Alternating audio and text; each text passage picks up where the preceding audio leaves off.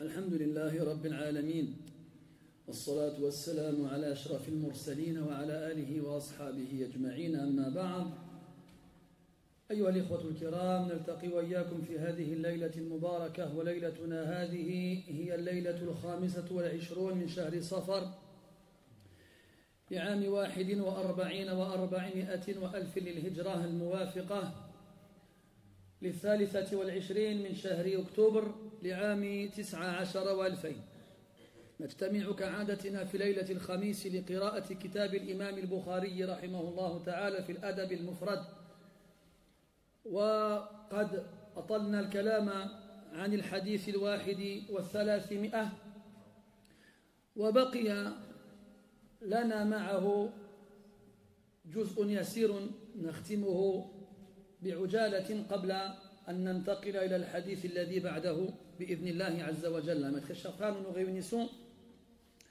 comme chaque mercredi soir afin de lire et d'étudier ensemble le livre de l'imam al-Bukhari rahimahullah ta'ala. Ça fait plusieurs semaines maintenant que nous sommes sur le hadith numéro 301 et avant de passer au suivant, nous voulions juste finir sur un dernier point concernant le hadith et avec la grâce d'Allah et sa permission, nous passerons au hadith suivant. Comme on l'a déjà dit ensemble, le but n'est pas de passer rapidement sur les hadiths pour finir le livre parce qu'on veut le finir. Non, le but c'est d'en tirer profit au maximum, d'en tirer le plus de leçons et de morale et surtout qu'on arrive à l'appliquer.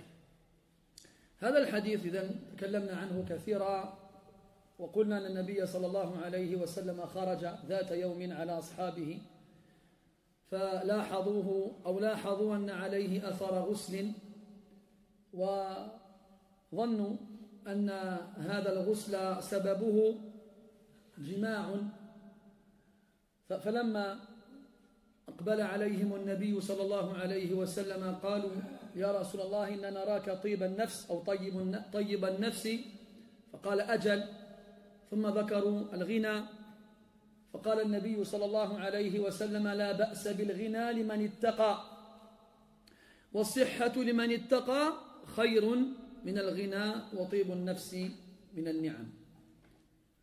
Donc on récapitule brièvement le hadith. Le prophète sallallahu alayhi wa sallam est sorti de chez lui et s'est rendu auprès de ses compagnons radiyallahu anhum. Et ses compagnons ont constaté que le prophète avait encore des traces d'un lavage récent sur lui, son visage, ses cheveux, ses vêtements. Et ils ont pensé que la raison de ce lavage était due à un rapport intime. Puis lorsque le prophète est apparu devant eux, ils ont remarqué sur son visage des traces de la bonne humeur. Ils lui ont dit, nous constatons que tu es de bonne humeur, que ton âme a l'air épanouie. Il leur répond, bien entendu, effectivement. Puis ils discutèrent ensemble et abordèrent le sujet de la richesse, al-ghina. Alors le prophète sallallahu alayhi wa sallam leur a dit, il n'y a pas de mal dans la richesse pour celui qui fait preuve de piété. Et la santé pour celui qui est pieux est meilleur que la richesse. Et donc la bonne humeur, avoir l'âme réjouie, fait partie des bienfaits. On avait longuement parlé sur 3 types de personnes. Al-Ghaniyu Al-Taqi. Thumma Al-Faqiru Al-Sahihu Al-Taqi. Thumma قلنا 3 أصناف والأصح أن نقول 4. إذن الغني التقي ثم الفقير التقي الصحيح ثم الغني العاجز ثم الفقير العاجز. Le prophète sallallahu alayhi wa sallam nous a parlé de 4 catégories de personnes. Le riche, pieux. Puis le pauvre en bonne santé, pieux. Puis le riche en mauvaise santé. Et enfin, le pauvre en mauvaise santé. Bien entendu, quand on parle du riche et du pauvre en mauvaise santé, on parle du riche et du pauvre qui ne sont pas pieux. قال لا بأس بالغنى لمن اتقى. والصحة لمن اتقى فالضابط والقيد الذي به يتفرقون هو التقى. L'élément par lequel toutes ces catégories se distinguent, se divisent, c'est la piété. Donc on aura le pieux.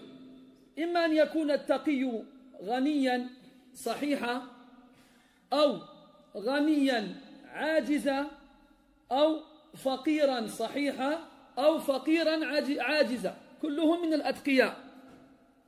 فخيرهم على الإطلاق هو الغني الصحيح. الغني الصحيح التقي خير من غيره. Donc là on va diviser les groupes en faisant deux groupes principaux.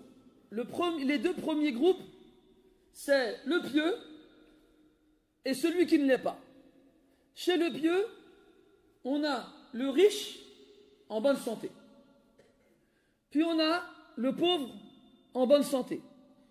Puis on a le riche en mauvaise santé. Puis on a le pauvre en mauvaise santé. Et bien dans ces quatre-là, ils font tous partie des pieux. Le meilleur d'entre eux est Al-Ghaniyu As-Sahih. فالغني الصحيح إذا كان تقيا خير من غيره. وبهذا الحديث استدل القائلون بأفضلية الغني الشاكر على الفقير الصابر. Et c'est avec ce genre de texte-là que certains savants ont affirmé que le riche qui est reconnaissant est meilleur que le pauvre qui est patient. لأننا قلنا أن الغنى بلاء وفتنة وخطورة عظيمة على الإنسان قد تؤدي به إلى الهلاك والخسران. Parce qu'on a dit que la richesse était une épreuve, une tentation et un danger qui mène l'être humain vers sa perte et sa perdition. Mais lorsqu'il est pieux, alors le riche est meilleur que le pauvre. Pourquoi? Parce qu'il peut faire des actions avec son argent que le pauvre ne peut pas faire. وكلكم تقرؤون وتحفظون هذا الحديث الذي جاء فيه طائفة من أصحاب النبي صلى الله عليه وسلم إليه فقالوا يا رسول الله ذهب أهل الدثور بالأجور يصلون كما نصلي ويصومون كما نصوم ويتصدقون بفضول أموالهم أو كما قالوا. Et vous connaissez tous ce hadith-là dans lequel un groupe de compagnons du prophète sallallahu alayhi wa sallam se sont rendus vers lui et lui ont dit: Ô messager d'Allah, les détenteurs de biens nous ont devancés dans la récompense. Ils prient comme nous prions et jeûnent comme nous jeûnons. Mais ils font l'aumône avec ce qu'ils ont en plus comme argent. Donc le riche peut faire des actions que le pauvre ne peut pas faire. Il peut faire le hajj, il peut faire la umrah, il peut faire la sadaqa, il peut faire le jihad bi amwalihi. Il peut faire beaucoup d'actions que le pauvre ne peut pas faire. Il peut faire donc la zakat, le pèlerinage, le grand et le petit, l'aumône. Il peut dépenser de son argent dans les sentiers du bien, dans le but de satisfaire Allah Azza wa Jal, et beaucoup d'autres choses que le pauvre ne peut pas faire. لذلك بدأ النبي صلى الله عليه وسلم به. Il a commencé par celui-ci. Il a dit لا بأس بالغنى لمن اتقى. لكن كون الناس أكثرهم فقراء أو ليسوا أغنياء ثنى بالفقير الصحيح حتى لا يقنط غير الغني. Puis, comme la plupart des gens ne sont pas riches, le prophète alayhi salatu wassalam a évoqué en deuxième position le pauvre. Le pauvre, dans quelles circonstances? Lorsqu'il est fort, lorsqu'il est en bonne santé.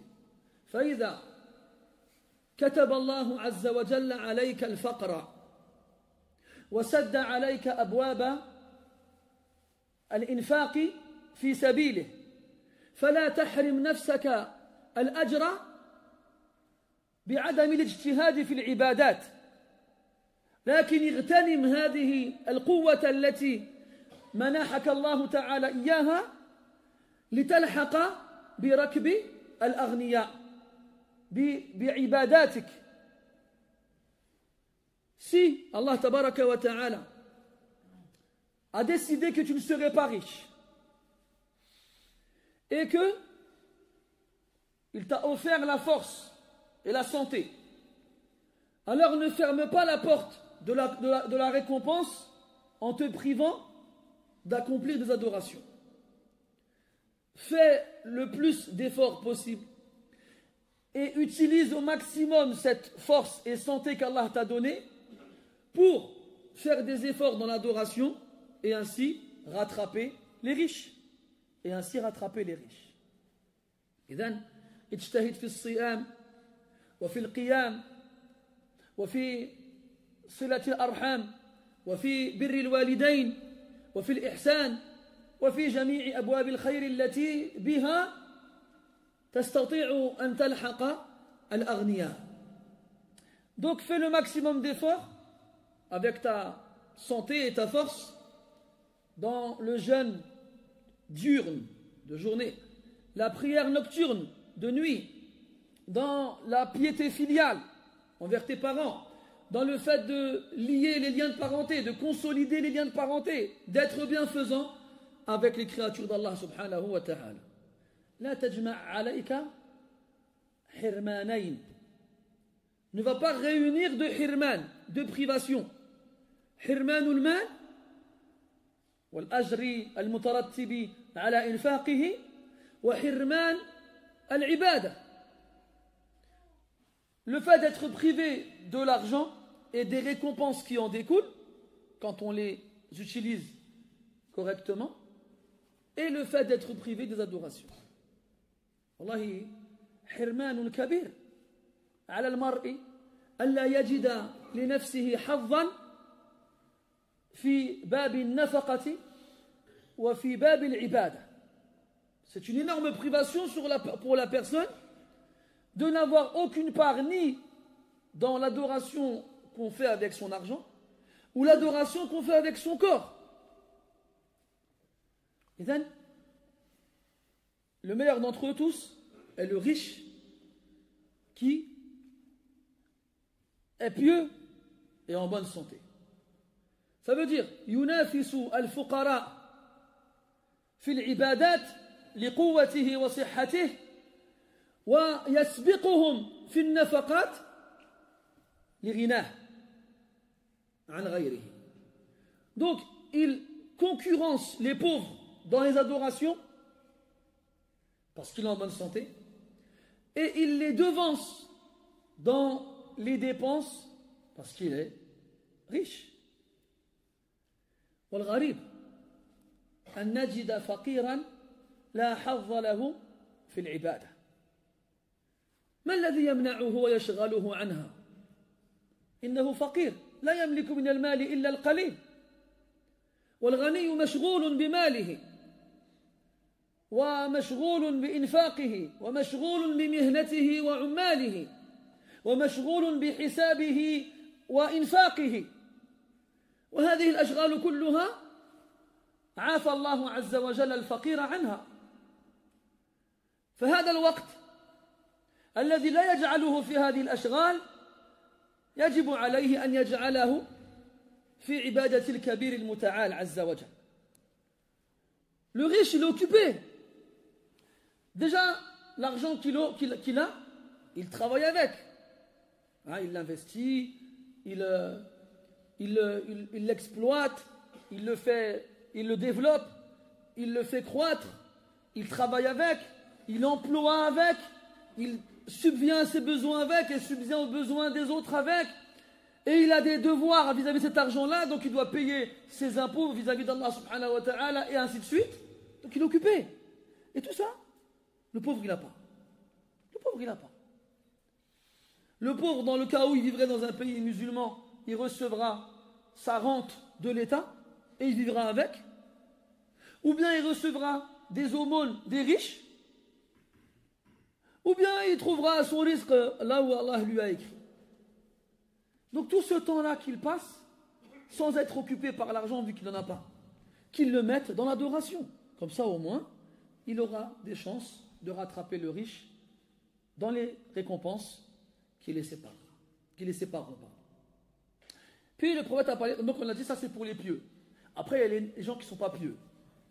Donc dans les pieux il y a des darajat, il y a des degrés, entre lesquels ils sont différents les uns des autres, et entre ceux qui ne sont pas pieux kadhalika, il y a des darajat. Hum darajatun inda Allah. Ils ont des degrés différents auprès d'Allah subhanahu wa ta'ala. Imagine-toi, comme on a fait le développement avec les pieux en fonction de leurs besoins, je veux dire en fonction de leurs moyens financiers et de leurs capacités physiques, eh bien aussi dans ceux qui ne sont pas pieux. Al-Fujjar, Al-Fussaq, appelle les pervers, appelle les malfaisants, appelle les mauvais. Ala kulli hal, ceux qui ne sont pas pieux. Donc on a le pervers, le fajir, qui est sahih et rani. Il est en bonne santé et il est à l'abri du besoin. Puis on a le fajir qui est rani mais qui est ajiz, qui est riche mais incapable physiquement. Puis on a le fajir qui est pauvre et sahih, en bonne santé. Et enfin, on a le fajir qui est pauvre et en mauvaise santé. طيب سؤال يوجه إليكم أيهما أشد أو أيهم أشد. Question. Lequel des quatre est le pire? Ah, regarde d'ailleurs. Anta. À ton avis, lequel des quatre est le pire? Le pauvre en mauvaise santé? Qu'est-ce que t'en penses, Adam, toi? Riche? Riche et quoi? Riche et bonne santé, et toi tu dis pauvre en mauvaise santé, l'inverse. Riche et bonne santé?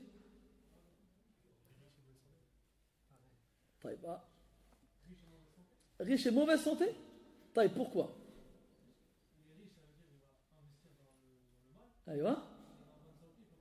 T'as dit bonne santé ou mauvaise santé? Ah, pas mal, c'est une bonne approche. Toi, t'as dit riche et bonne santé? Pourquoi? Parce que comme c'est un fagel, il est en bonne santé et il a beaucoup d'argent, donc il peut encore plus faire de mal. Toi, t'as dit le pauvre en mauvaise santé. Pourquoi? Il est pauvre, sauf qu'il n'a pas de bien. Il n'a pas profité de ses biens. Et en plus de ça, il est en mauvaise santé, il souffre physiquement. Alors là, il y a une mas'ala usuliyya. Usul al-fiqh. C'est quoi? أيهما يقدم فعل الخيرات أو ترك المنكرات. Lequel des deux est prioritaire? Faire le bien ou délaisser le mal? Encore une question. عندك. ترك المنكر. Délaisser le mal. Cheikh. Faire le bien مقدم. فعل الخير. Mohamed. Faire le bien. Cheikh. Il est mort de rire. ايش عندك؟ فعل الخير هو المقدم ولا ترك الشر؟ الخير هو مقدم. طيب donc اختلف الناس عندنا على قولين. En même temps, vous avez que قولين. Donc on en a 50% qui disent faire le bien مقدم, 50% qui disent délaisser le mal est مقدم. عند أكثر أهل العلم ترك الشر مقدم على فعل الخير. لماذا؟ لأن التروك يعني الترك لا يستلزم من الإنسان اجتهادا. الترك الكف عن الشيء، ما تعمل شيء. لو قلت لك اترك شرب الخمر ما عليك إلا أن تترك شرب الخمر. لكن لو قلت لك اذهب إلى مكة وحج، هذا يحتاج إلى عمل، يحتاج إلى جهاد، يحتاج إلى تكلف.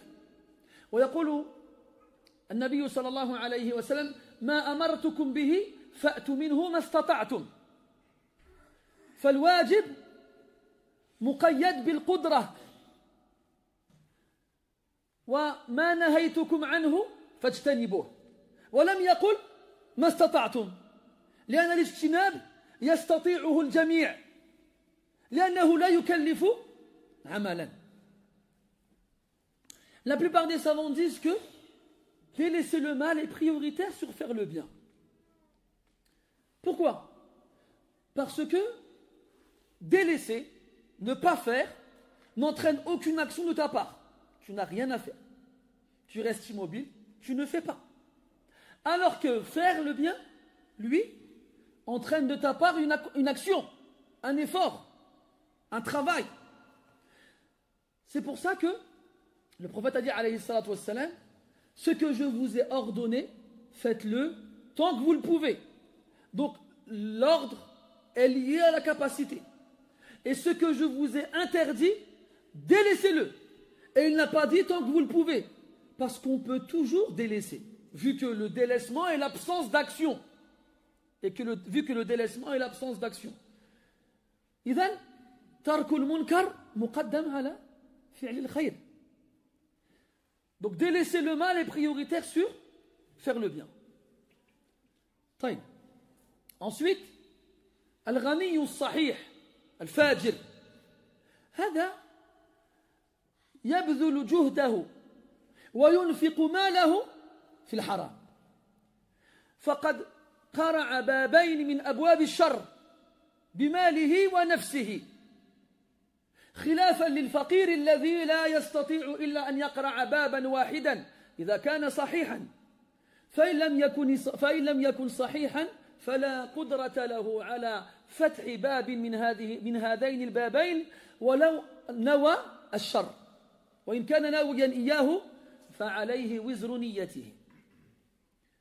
Donc, à partir de là, on est en mesure de dire que le riche en bonne santé, lorsqu'il est fajir, lorsqu'il est malfaisant, sera le pire des quatre. Parce que lui, il fera le mal sous toutes ses formes. Il le fera avec son argent et il le fera avec sa personne. Et ainsi, on peut dire que le pauvre, incapable, lui, c'est un fajir. Aslan, ils sont tous pareils. كلهم سواء في ترك الخيرات لفجورهم لوقوعهم في الفجور. Comme ils ont tous délaissé le bien, ils sont tous égaux sur ce point-là. Donc le seul moyen de les départager, c'est le char qu'ils vont faire. C'est le mal qu'ils vont faire. Donc à ce moment-là, le moins pire d'entre eux sera le pauvre, incapable physiquement. Sauf s'il a l'intention de faire le mal, mais il ne peut pas le faire.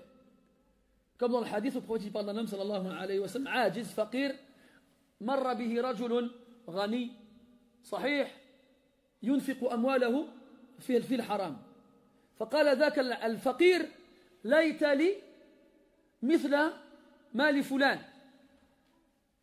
فأعمل مثل عمله فقال النبي صلى الله عليه وسلم فهو بنيته وهما في الوزر سواء أو كما قال عليه الصلاة والسلام. Comme dans le hadith où le prophète sallallahu alayhi wa sallam parle d'un homme pauvre, incapable physiquement, qui voit un homme riche, fort physiquement, faire le mal et dépenser son argent dans le mal. Alors le pauvre, incapable, il voit le riche capable et il dit si seulement j'avais la même chose que lui, j'aurais fait comme lui. Alors le prophète il conclut en disant alayhi salatu wassalam fahuwa biniyatihi, il sera comme son intention. Wa huma fil wizri sawa, et ils seront égaux dans le péché. Ils seront égaux dans le péché. يعني العكس.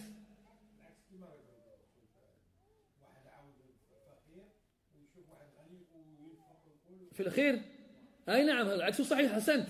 كذلك الفقير إذا نوى فعل الخير ولم يدركه لعجزه وفقره فهو مأجور على نيته لقوله عليه الصلاة والسلام إنما الأعمال بالنية. لكن يجب أن يعلم أن ثمة فرقا بين أجر النية وأجر العمل. فالناوي مأجور وإن لم يعمل لكن أجر عمله أو أجر نيته عفوا لا يساوي أجر عمل العامل. Et l'inverse aussi, il est correct. Ça veut dire que le pauvre incapable qui a l'intention de faire le bien, même s'il ne peut pas le faire, il est récompensé pour son intention. Mais il est important de préciser ici que la récompense et le péché de l'intention concernent l'intention et pas l'action. Et forcément, celui qui accomplira l'action, lorsqu'elle sera bonne, la récompense qu'il aura sera supérieure à celle de celui qui en a eu l'intention sans la faire. Tout comme dans le cas où ce serait un péché. ثم ختم النبي صلى الله عليه وسلم الحديث بقوله وطيب النفس من النعم وقد تكلمنا في هذا بما فيه كفاية إن شاء الله تعالى. Puis le prophète a fini le hadith en disant عليه الصلاة والسلام que être de bonne humeur, avoir la poitrine épanouie, avoir l'esprit apaisé fait partie des bienfaits et nous avons déjà parlé de cela précédemment. ثم قال رحمه الله تعالى في الحديث الثاني والثلاثمائة حدثنا إبراهيم بن المنذر قال حدثنا معا عن معاوية عن عبد الرحمن بن جبير بن نفير عن أبيه عن النواس بن سمعان الأنصاري رضي الله عنه أنه سأل رسول الله صلى الله عليه وسلم عن البر والإثم فقال البر حسن الخلق والإثم ما حك في نفسك وكرهت أن يطلع عليه الناس. هذا الحديث مر معنا في درس سابق وقمنا بشرحه، لكن المؤلف أعاد ذكره في هذا الباب لذكر النبي صلى الله عليه وسلم الحك في النفس لوجود الإثم، وهذا مفهوم الحديث أو عفوا وهذا منطوق الحديث. أما مفهومه أن الذي لا يأثم لا يقع في الإثم لا يجد هذا الشعور المزعج المقلق، لكنه منشرح الصدر مطمئن النفس طيب النفس. هذا هو محل الشاهد، ولذلك أعاد المؤلف رحمه الله تعالى ذكر هذا الحديث في هذا الباب، لأن الذي يجتنب الآثام تكون نفسه مطمئنة، والذي يقع في الآثام ولم يزل في قلبه شيء من الحياة لا بد أن يشعر بالقلق والإزعاج والحك. وهنا يجب أن تفحص نفسك وأن تراجعها. ما شعورك إذا وقعت في المعصية؟ أتشعر بالقلق والإزعاج والحك في النفس، أو كأنه ذبابة وقعت على أرنبة أنفك فقلت بيدك هكذا فطارت، كما قال ابن مسعود رضي الله عنه فقال إن المؤمن يرى ذنوبه كجبل يوشك أن يقع عليه، وإن الفاجر يرى ذنوبه كذباب وقعت على نفسه فقال بيده هكذا فطارت. فأي الرجلين أنت يا عبد الله؟ كلنا ذو ذنوب وكلنا نقع في المعاصي، كلنا خطاؤون، ونحن في ذلك على حد سواء. والفائز فينا من أقر بتقصيره وتاب إلى ربه واستغفر مولاه وأبدل السيئة الحسنة حتى محتها. أما الذي يعصي ويعصي ويذنب ويأثم وكأن شيئا لم يكن، هذا والله نخشى على قلبه أن قد مات. إذن هذا الحديث وإن سبق ذكره في باب سالف، غير أن ذكره في هذا الباب جدير وحقيق وخليق. ويقول الله سبحانه وتعالى فلا وربك لا يؤمنون حتى يحكموك فيما شجر بينهم ثم لا يجدوا في صدورهم حرجا مما قضيت. هذا داخل في هذا الباب، وهو أنك إذا بلغك أمر الله عز وجل تفضل أو أمر رسوله عليه الصلاة والسلام فيجب عليك أن تمتثله وألا تجد في نفسك حرجا منه فيجب أن تكون نفسك مطمئنة بهذا الأمر وتكون بذلك من النفس المطمئنة التي ذكرها الله تبارك وتعالى في ختام سورة الفجر حيث قال يا أيتها النفس المطمئنة ارجعي إلى ربك راضية مرضية فكما اطمأنت هذه النفس إلى أوامر الله عز وجل فرحبت بها ورضيت بها فكان جزاؤها من جنس عملها فكما أنها عاشت مطمئنة لأمر الله فلما توفاها الله عز وجل استقبل هذه النفس بالرضا أما غير هذه النفس وهي النفس الأمارة بالسوء التي لا تطمئن إلى شريعة الله تلك النفس التي تجد في سويدائها حرجا من شريعة الله لماذا فرض الله تعالى الحجاب ولماذا فرض الله عز وجل الصلاة ولماذا فرض الله عز وجل الزكاة ولماذا فهذا إن وجد في نفسه حرجا مما قضاه الله تعالى وأمر به فهذا نخشى عليه من الكفر وإن كان ممن يعمل بهذه الأشياء فالأمر في غاية الخطورة فراجع نفسك يا عبد الله كيف تجدها إذا كنت أمام أمر الله ورسوله عليه الصلاة والسلام فيجب أن تكون طيب النفس مع شريعة ربك وكذلك إذا وقعت في معصيته. Puis le hadith suivant, le 302, on va passer dessus rapidement parce que nous l'avons déjà vu. An-Nawas ibn Sam'an al-Ansari radiyallahu anhu a interrogé le prophète alayhi salatu wassalam sur les bonnes actions et les mauvaises, sur le bien et le péché. Le prophète sallallahu alayhi wa sallam lui a répondu que le bien était le bon comportement. Et dans une autre version du hadith, matma'annat ilayhi an-nafsu watma'anna ilayhi al-qalbu. La bonne action est celle que lorsque tu l'accomplis, ton âme et ton cœur sont apaisés à son accomplissement. Quant au péché, c'est ce qui gratte dans la poitrine, c'est ce qui gêne dans la poitrine, c'est ce qui dérange dans la poitrine. Et en plus de cela, tu éprouves de l'aversion à ce que les gens te voient faire cette action-là. Ce hadith, on l'a déjà vu précédemment, dans un cours assez lointain aujourd'hui, vu le temps qu'on passe sur un hadith. Mais, ici, l'auteur, il l'a répété pour une raison claire.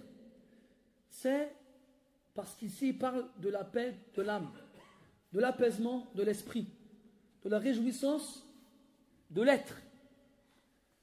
On en a parlé dans le hadith précédent, et là aussi on en parle. Et là on en parle pour un cas précis, c'est le péché. Comment te sens-tu lorsque tu accomplis un péché? Le croyant, comme le prophète en parle, alayhi salatu wassalam, est censé ressentir dans sa poitrine face au péché une gêne. Là on ne parle pas de ce qui est haram, ma'rouf, ma'loum. كما قال النبي صلى الله عليه وسلم في حديث النعمان ibn Bashir الحلال بين والحرام بين. On ne parle pas de ce qui est licite ou illicite de façon claire chez tout le monde. On ne parle pas de ça. Ça, il n'y a pas de gêne à avoir dans la poitrine. Est-ce que c'est bien ou pas bien ce qu'on fait? Là, il n'y a pas de problème. Là, on parle de l'action, on l'accomplit, on n'est pas sûr, on a un doute, on hésite. Est-ce que c'est un mal ou pas? Donc le croyant doit faire attention. Donc ce qu'il fait, ce qu'il connaît comme étant interdit de façon absolue, ça c'est en priorité. Mais des fois, le croyant il est scrupuleux. On appelle ça le wara' en arabe. Le wara' huwa tarku ma yukhsha dararuhu fil akhirah. Al-wara', on appelle ça en français le scrupule pieux. C'est le fait de délaisser une chose dont on craint un mal possible dans l'au-delà. On le craint, on n'en est pas sûr. Quand c'est haram, c'est absolument illicite, il n'y a pas de doute que cette action-là peut nous apporter un mal dans l'au-delà. Mais il y a des actions dont on n'est pas sûr. Donc dès qu'on n'est pas sûr que cette action-là peut nous apporter un mal dans l'au-delà, mais c'est possible, il vaut mieux la délaisser. C'est pour ça que Ibn Rajab al-Hanbali, rahimahullah ta'ala, dans Kitabuhu, Al-Mati' Jami'u al-Ulum wal-Hikam, dans son livre exceptionnel qui se nomme Jami' al-Ulum wal-Hikam, il rapporte des avis des plus prédécesseurs, comme quoi ils ont délaissé beaucoup de choses licites de peur de tomber dans l'illicite. مثلا الحسن البصري رحمه الله تعالى يجزى لم تزل التقوى بالمتقين حتى حرموا على أنفسهم ما أباح الله لهم. La piété n'a cessé de tirer les pieux jusqu'à ce qu'ils s'interdirent à eux-mêmes ce qu'Allah leur a rendu licite. Ça ne veut pas dire qu'ils ont rendu haram le halal, ça c'est interdit de faire ça. Non, c'est qu'ils se sont privés de faire certaines choses qui à la base sont licites parce qu'ils ont eu peur de tomber dans l'illicite. وعلى العكس كان السلف يهابون التوسع في المباحات. Et à l'inverse, les salafs avaient peur de trop s'élargir dans ce qui est licite. Ils avaient peur. يحكون يروون, ils rapportent que Omar ibn al-Khattab radiyallahu anhu, il invitait des gens à manger chez lui. وكان آنذاك خليفة المسلمين وأمير المؤمنين فيستقر في أذهان الناس أن أميرهم غني وإذا استضافهم سوف يكرمهم إكراما لا إكرام بعده. On rapporte que Omar ibn Khattab radiyallahu anhu, il a invité des gens à manger chez lui. Et vous savez, chez les gens, chez tout le monde, quand on sait que quelqu'un il est haut placé dans la hiérarchie sociale, surtout quand c'est le plus haut, c'est qu'il est riche. Demain, un président ou bien un roi, il va t'inviter, il ne va pas te faire des pâteaux au fromage. Il va te mettre bien. Donc les gens, ils se disent, Omar nous a invités, c'est le calife, c'est le commandeur des croyants, on va bien manger. Alors ils arrivent chez lui et leur posent du khal, du vinaigre, du zayt, de l'huile, du milh, du sel et du pain. Kolo. Oh. Sérieux là, ils sont restés maklouch. Ma lakum la ta'kulun. Il leur dit, pourquoi vous ne mangez pas? Ils leur ont dit, ya amir al-mu'minin, wallahi ma taraknahu indana khayrun min hada. Ils ont dit, wallahi, ce qu'on a laissé chez nous comme nourriture, c'est mieux que ce que tu nous as posé. Et lui, arada an yulaqinahum darsa. Vous savez, les salihoun, les hukama, les vertueux, les sages, ils saisissent l'occasion dans chaque chose qui se passe dans la vie pour donner des leçons aux autres. Pas pour se mettre en donneur de leçons, mais pour tirer les gens vers le haut. C'est ça qu'on doit vouloir les uns pour les autres. Se tirer tous vers le haut. Et pas se mettre en donneur de leçons et se sentir meilleur que les autres en les regardant d'en haut. Là, on est tous en bas et notre but c'est de tous arriver en haut. Alors il leur a dit, Wallahi law aradtu munafasatakum fil lahmi la ghalabtukum fihi. ولو أردت منافستكم في هذا وأخذ يذكر لهم أصناف وألوان الأطعمة. Il leur a dit, Wallahi, si j'avais voulu vous concurrencer dans la viande, je vous aurais battu. Et dans ça, je vous aurais battu. Et dans ça, je vous aurais battu. Il a commencé à leur évoquer tous les mets que les gens salivent, rien qu'à l'idée d'en sentir l'odeur. لكن ذكرت قوما عجلت لهم طيباتهم فخشيت أن ينقص الله عز وجل لي من أجري. Mais j'ai pensé à des gens à qui Allah a accéléré leur bonheur ici-bas. Alors j'ai eu peur que si je vis trop dans le bonheur ici-bas, je me fais plaisir, eh bien ça diminuera de ma récompense. Ça diminuera de ma récompense. Parce que le verset, qu'est-ce qu'il dit? Qu'est-ce qu'il dit? Il dit ويوم يعرض الذين كفروا على النار أذهبتم طيباتكم في حياتكم الدنيا واستمتعتم بها. Et lorsque nous exposerons ceux qui ont mécru à l'enfer, on leur dira, vous avez gâché, vous avez utilisé tayyibatikum, tous les biens qu'on vous a donnés, fi hayatikum ad-dunya. C'est comme si tout le bien qu'on leur a donné, eh ben ils l'ont utilisé fi dunya. Et en l'utilisant fi dunya, eh ben ils n'ont plus rien fi l'akhirah. Wastamta'tum biha. Et vous vous en êtes réjouis, vous l'avez utilisé au maximum. Et en fait, Omar, chauffe le fikr, chauffe le fahm. Regardez la compréhension et la réflexion des Sahaba radiyallahu anhu, comment elle est pointue, comment elle est précise. C'est pas comme beaucoup d'entre nous lisent le Coran, ils voient qu'Allah il parle à Fir'aun, ou bien il parle à Haman, ou bien à Qaroun, ou bien à Nimrod, ou bien à Ad, ou bien à Thamoud, ou bien à Madian, ou bien aux autres. Et puis il se dit, ça c'est pas pour moi ça. Moi je suis un musulman, ça ne me concerne pas. Là, ya habibi. Lorsque tu entends un verset du Coran et qu'une voix te dit ça c'est pas pour toi, n'écoute pas cette voix. Allah il te parle à travers tous ces versets là. Et tous ces gens là, il ne faut pas être comme eux. Et fais tout possible pour ne pas leur ressembler. Et c'est ce que Omar se disait, et c'est ce qu'Abu Bakr et Ali et Uthman et tous les autres se disaient, que ce Coran c'est la parole d'Allah qui nous est adressée jusqu'à la fin des temps. Et dans cette parole-là, il y a des messages pour nous, des leçons. Alors, regarde comment il a compris le verset. Il a dit, moi, si jamais je m'étends trop dans les bonnes choses, j'ai peur que ça diminue de ma récompense dans l'au-delà. La ilaha illallah. Regardez-nous comment on vit, billah alaykum. Hein? C'est dur. Hein? C'est dur d'être conscient de ces choses-là, tout en restant accroché à cette vie-là. Parce que c'est devenu notre train de vie, on est comme ça y est, khlas. C'est notre quotidien. Le matin, on se réveille, on ouvre l'armoire dans la cuisine. Qu'est-ce que je vais manger ce matin? Hein? Alors, tu as du Nutella, des gâteaux, des biscottes, des viennoiseries, pourquoi pas du msemmen, pour les anciens al-harsha, ou le matlou', bref, 1 milliard de choix possibles et imaginables. On se fait des tartines avec des demi-baguettes, une au beurre, une à la confiture, une au Nutella, une les trois. On mange. Puis on va à l'école ou bien on va travailler. 3-4 heures plus tard, ça c'est pas beaucoup généralement, entre 8h et midi et demi, on mange. Et la rebelote. Qu'est-ce qu'on va manger? T'imagines, Yahri? Qu'est-ce qu'on va manger des fois? Ma femme elle prépare à manger aux enfants. C'est des trucs bien. C'est le genre de trucs que quand j'étais petit, moi j'aurais aimé les avoir dans mon assiette. Et ils disent ça, j'aime pas. Subhanallah. Après, je leur dis, tu sais, dans 2/3 des pays du monde, les enfants, ils n'ont pas le choix qu'on leur donne à manger. C'est que ça. Tu sais, l'enfant, il ne va pas dire à sa mère, qu'est-ce qu'on mange aujourd'hui? Parce qu'il sait qu'il va manger la même chose qu'hier, avant-hier, avant-avant-hier, la semaine dernière, le mois dernier, l'année dernière, depuis sa naissance. Quand on leur pose du riz, je crois qu'il y a des sauces différentes.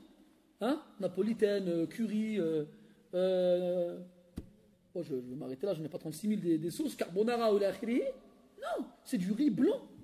T'as jamais vu, toi, les Chinois en Asie? Ils mangent du riz tous les jours. Tous les jours. Ils ont des légumes cuits à la vapeur. Et si ça va, ils ont un peu de poisson ou un peu de viande. Si ça va. Tous les jours, on mange un truc différent. Tous les jours. Et des gratins, et des poêlés, et des douaises, et des marqa, et des mloukhia, et des tagines. Ça, c'est sahna, les anciens, ça. Droc, les nouveaux, c'est fini, ça, aujourd'hui. Maintenant, il faut aller au restaurant. Madame, elle n'est pas contente si je ne suis même pas au restaurant. Elle te dit quoi, tu ne me sors pas? Ouais, tout le monde va au restaurant, moi, tu ne m'emmènes jamais au restaurant. Il faut aller au restaurant maintenant. Et attention, il ne faut pas l'emmener dans le même restaurant 2 fois. Ah oui, c'est la faute des commerçants, ça. Les frères, ils ouvrent des nouveaux restaurants tous les jours. Au début, c'était des Grecs. Ça fait l'énorme les Grecs, on en a eu marre. Alors, ils nous ont fait des restaurants italiens, halal. Après, gastronomie française, halal. Après, pakistanais, halal. Après, on a même je connais un frère, il nous a fait un restaurant malien, halal. C'est à cause de vous, on n'arrête pas de manger. Il y a des cuisines de toute la planète. J'ai même des Mexicains, halal. Tu veux manger des fajitas, des tacos, halal, vas-y, croyant. Chinois, naam, japonais, voilà, on mange du japonais, halal. Tous les jours, on mange quelque chose de différent. Les vêtements, c'est pareil. Vous avez vu la carotte des soldes. Vous savez, t'as plein de vêtements chez toi. Tu ne sais plus quoi en faire. Il y en a, tu les mets même plus. Ah, c'est les soldes, il faut en profiter. Ouah, صاحبي, le Mario, dirait عامر بالحوايج. Le Mario, je ne sais pas ça vient d'où en arabe. C'est pas de l'arabe. يعني les armoires doulab, ils disent en arabe. L'armoire, ils sont pleins à craquer. Et quand c'est les soldes d'été et les soldes d'hiver, eh bien on ammar les caddies. Et on ammar encore. Et on se dit quoi? Je les envoie au bled, je vais les donner à Ould Khalti ou à Ould Ammi ou à Saddak ala al-Fuqara. Ou bien ils se disent quoi? Ouais, bon, ces vêtements-là, je ne les mets pas, mais je vais les donner à des cousins au bled, ils n'en ont pas me saquer. Allah, je vous parle de moi. Il m'est arrivé d'acheter des vêtements, de les mettre dans l'armoire, d'oublier que je les avais achetés. Je les ai oubliés dans mon armoire. Puis un jour, j'ouvre l'armoire, puis je regarde ce que je vais mettre, et puis je tombe sur ce t-shirt. Je fais, il a qui ce t-shirt? Donc comment il est arrivé dans mon armoire ce t-shirt-là? Je fais, mais tu l'as acheté l'année dernière? Oh, je ne l'ai jamais mis. On va le donner au bled. Il finit au bled ce t-shirt-là. C'était que le t-shirt. Wallah, mon seba, wallah. Tu vas au marché pour acheter des pommes de terre et des oignons, et tu vois quoi? Ils ont ramené des manteaux, 30 euros. Ah ouais, il est bien ce manteau-là. Tu l'achètes. Des baskets, 20 euros. Tu les achètes. À la fin, tu as de quoi remplir ton armoire à nouveau, alors que tu étais venu chercher des oignons et des pommes de terre. C'est pas haram. Tu as de l'argent, tu peux acheter des vêtements, achète des vêtements. Lakin, c'est pas trop, billah alaykoum. C'est pas trop. Et le prophète nous a dit sallallahu alayhi wa sallam, mal faqra akhsha alaykum. Ce n'est pas la pauvreté que je crains pour vous.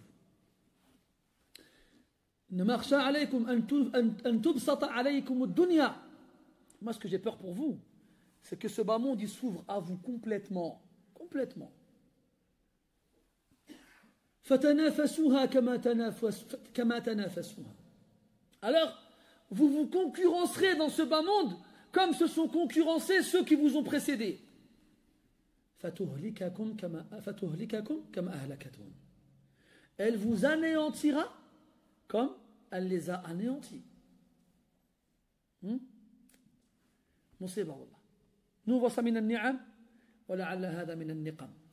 Nous voit ça dans les bienfaits alors qu'il est possible que ce soit des punitions. Parce qu'Allah Ta'ala ne punit pas seulement avec la pauvreté, la maladie, la famine, la guerre, la mort. Il punit aussi avec la richesse et la santé et la sécurité et la longue vie. On appelle ça al-istidraj. Wa umli lahum سأستدرجهم من حيث لا يعلمون وأملي لهم إن كيدي متين. الاستدراج. Toi, tu n'arrêtes pas de désobéir à Allah. Et Allah, il n'arrête pas de t'ouvrir les portes du bien. Le risque, la subsistance.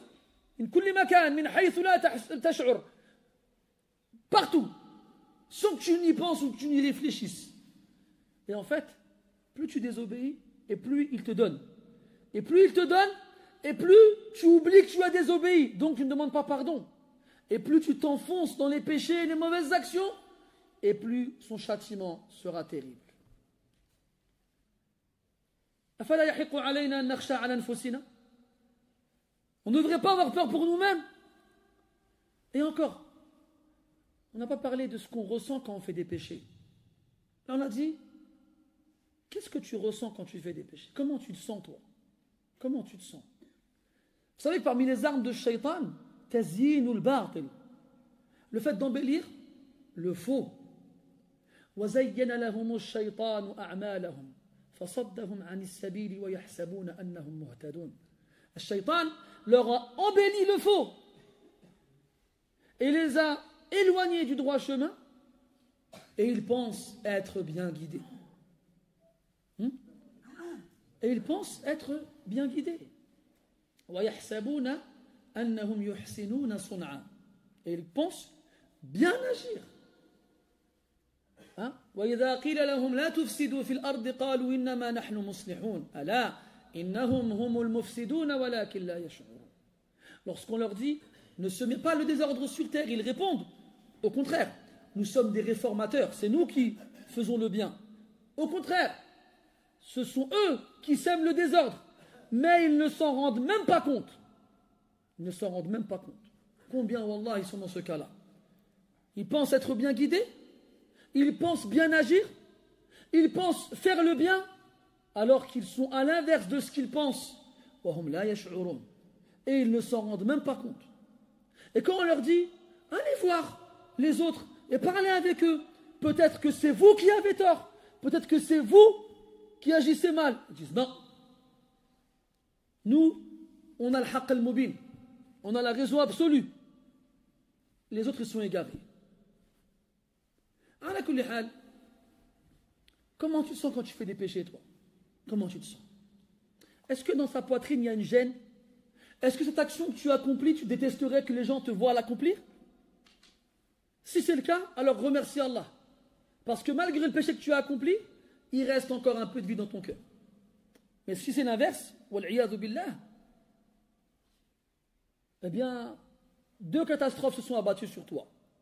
Désobéir à Allah et ne même pas ressentir de gêne lorsque tu lui désobéis.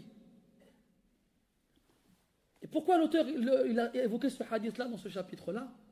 Parce qu'on parle de taybun nafs, avoir se sentir bien, sentir son âme apaisée, tranquille.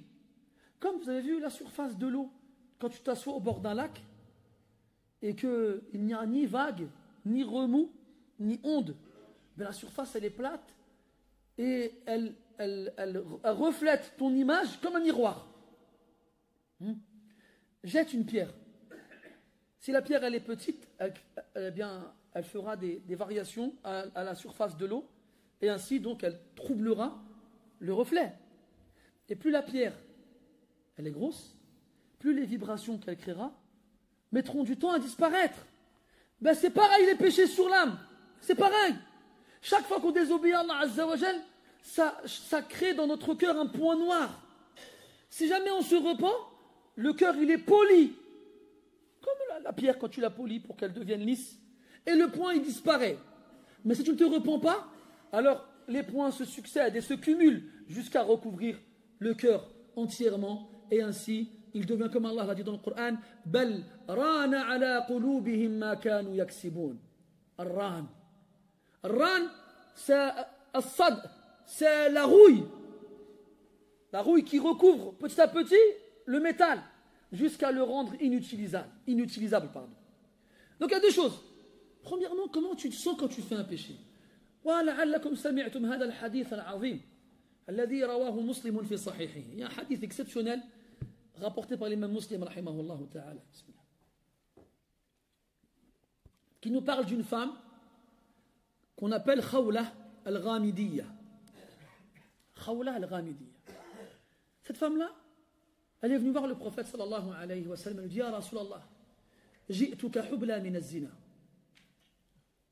Ya Rasulallah, je viens à toi enceinte après avoir forniqué. فسمعها النبي صلى الله عليه وسلم وأعرض عنها بوجهه. Quand il a écouté, et il a tenu son visage de l'autre côté, comme s'il n'avait rien entendu. Alors elle se remet devant lui, elle lui répète la même chose.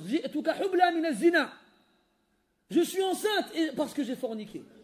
Alors une deuxième fois il se détourne d'elle. Elle se remet devant lui. Ya Rasulallah, je viens à toi enceinte après avoir forniqué. Rasul regarde autour de lui. est-ce que cette femme, musabatun fi aqliha, est-ce qu'elle est touchée mentalement? قالوا لا يا رسول الله ما بها من بأس. Non, elle n'a aucun mal. Alors elle le regarde comme ça. Qu'est-ce qu'elle veut? Qu'est-ce qu'elle veut? Elle veut être purifiée du péché qu'elle a fait. Alors, il lui dit idhabi hatta tada'i ma fi batniki. Pars jusqu'à ce que tu accouches. Elle est partie. Et le prophète sallallahu alayhi wa sallam lui dit pars. Reviens pas. هذا هو المقصود. Ne reviens pas. فذهبت. Elle est partie. ثم رجعت بعد 9 أشهر. والرضيع في بين يديها. Elle revient 9 mois plus tard. Et dans ses mains, le bébé, le nourrisson. Elle dit au prophète sallallahu alayhi wa sallam, Ya Rasulallah, ana al-mar'atu allati ji'tuka hubla min az-zina. فقلت اذهبي حتى تضعي ما في بطنك فها أنا قد وضعته أقم حد الله علي طهرني لا إله إلا الله. Elle lui dit Ya Rasulallah, je suis la femme qui est venue te voir en t'annonçant que j'étais enceinte après avoir forniqué et tu m'as demandé de partir jusqu'à ce que j'accouche. Voilà, je l'ai accouché, il est là. Applique sur moi la peine d'Allah et purifie-moi. Rasulullah il lui dit idhabi hatta taftimihi hawlayn kamilayn. Pars jusqu'à ce que tu le sèvres après 2 ans complets. Pars. Wal maqsoud la tarji. Ne reviens pas. Elle part. 2 ans plus tard, elle revient. Musirra. Elle insiste et persiste. Ya Rasulallah, ana al-mar'atu allati ji'tuka hubla min az-zina. فقلت اذهبي حتى تضعي ما في بطنك فذهبت ثم وضعته وجئت به بعد 9 أشهر فقلت اذهبي حتى تفطميه حولين كاملين فها أنا قد فطمته وكان بين يدي الطفل كسرة خبز يأكل منها إشارة إلى استغنائه عفوا عن أمه. 2 ans plus tard, elle revient encore une fois. Elle dit, ô messager d'Allah, je suis la femme qui est venue te voir alors que j'étais enceinte après avoir forniqué. Tu m'as demandé de partir jusqu'à ce que j'accouche. Puis, après avoir accouché, je suis revenu te voir afin que tu me purifies et que tu appliques la peine d'Allah sur moi. Tu m'as demandé de partir à nouveau jusqu'à ce que je l'allaite et le sèvre après 2 ans. Le voici. Et entre les mains de l'enfant, un morceau de pain duquel il mangeait pour montrer qu'il n'avait plus besoin du lait de sa mère. Elle n'a pas lâché l'affaire. Vous savez pourquoi? لأن في نفسها حرقة أحرقت ما في قلبها وأقضت مضجعها ومنعتها عن النوم والاستمتاع بنعيم الدنيا. Vous savez pourquoi elle est revenue à la charge autant de fois? Parce que dans son cœur, il y avait une brûlure qui la consumait de l'intérieur. Elle a désobéi à Allah Azza wa Jal, elle n'a pas fait un petit péché. Elle a forniqué. Et tant que, pour elle, la peine d'Allah ne s'était pas abattue sur elle, elle ne serait pas purifiée. Hein? Alors elle est revenue à la charge. Et le Rasoul, chaque fois qu'il la renvoyait, c'était pour qu'elle ne revienne pas. Mais chaque fois, elle revient.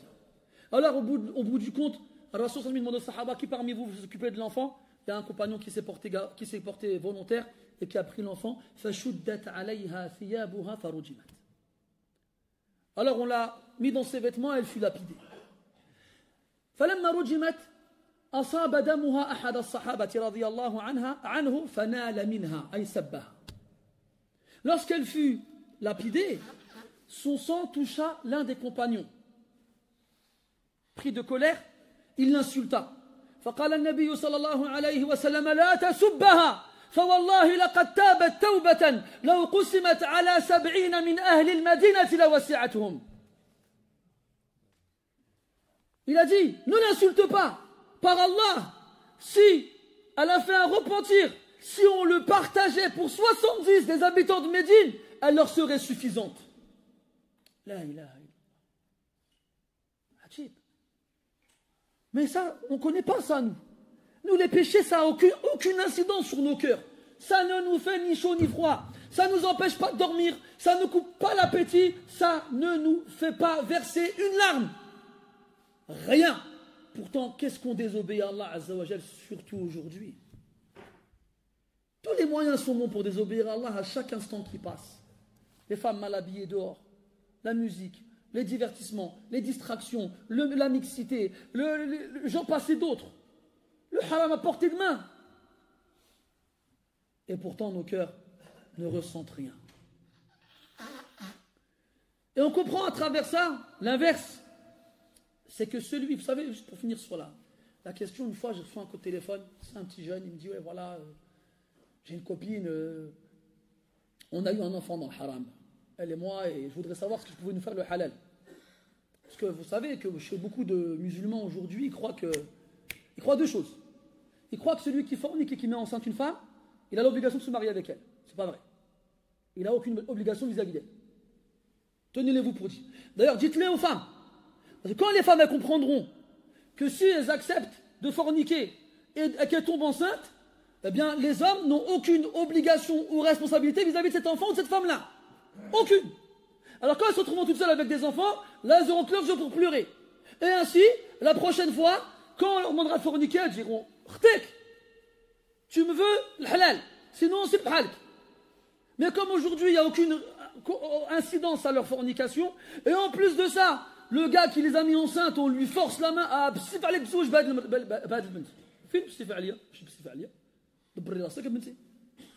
non, c'est faux. La deuxième chose, c'est qu'ils croient qu'en faisant le halal, ça y est, ça disparaît. Le péché qu'ils ont fait, il ne veut plus rien. Là, c'est pas vrai.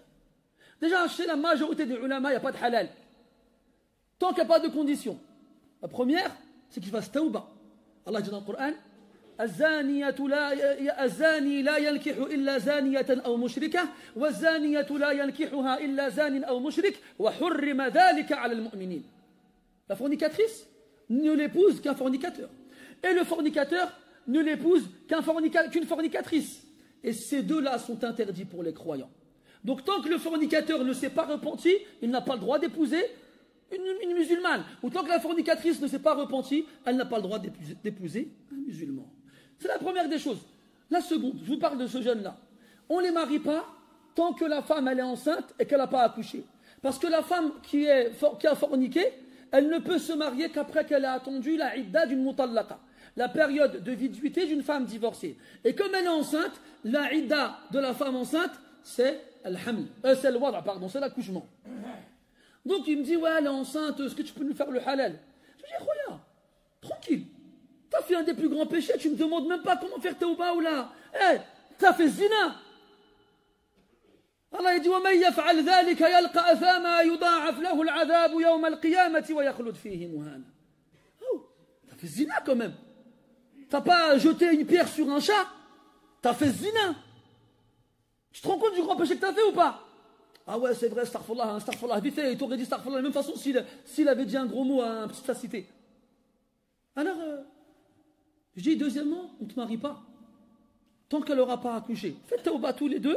Quand elle aura accouché, on vous mariera. Ah non, laisse tomber, les gens ils vont parler. Comment ça va? Ah, il m'a énervé. Je dis, tu vois, t'es sérieux là? T'es pas content parce que tu dois attendre quelques mois pour te marier avec ta copine avec laquelle tu as forniqué? Wallahi min husni hazzik. T'as de la chance. T'es pas dans un autre pays à une autre époque. On t'aurait pas dit la même chose. Je te le garantis. Et les gens aujourd'hui, ils sont dans les pires des positions, mais ils se permettent de faire les difficiles. Et là, on arrive à la deuxième position, justement, dans le hadith, et je finirai là-dessus. C'est que quand Allah il impose une chose, il légifère une chose, ou son messager, alayhi salatu wassalam, on doit l'accepter avec sa poitrine, avec une poitrine large, avec une âme épanouie, parce que c'est Allah qui l'a légiféré. Donc c'est la sagesse et donc c'est la justice. C'est comme ça que les croyants doivent accueillir la loi de leur Seigneur subhanahu wa ta'ala. Et ne pas la considérer comme étant une injustice ou une gêne. Au contraire, celui qui ressent dans sa poitrine une gêne vis-à-vis de la loi d'Allah azza wa jal, Allah il dit dans le Coran, فَلَا وَرَبِّكَ لَا يُؤْمِنُونَ. Ils ne croient pas. Même si ces choses-là qui les gênent, ils les appliquent, ils ne croient pas. Hein? Idhan, tibun nafs, avoir une âme épanouie, se sentir bien dans son fort intérieur, c'est être loin des péchés. C'est accueillir la loi d'Allah avec les bras grands ouverts, satisfait. Et celui qui vit satisfait de la loi d'Allah, il mourra et Allah sera satisfait de lui. نسأل الله تعالى من فضله ولا يحرمنا إياه سبحانك اللهم وبحمدك أشهد أن لا إله إلا أنت نستغفرك ونتوب إليك وصلى الله على نبينا محمد وعلى آله وأصحابه أجمعين والحمد لله رب العالمين وبارك الله فيكم.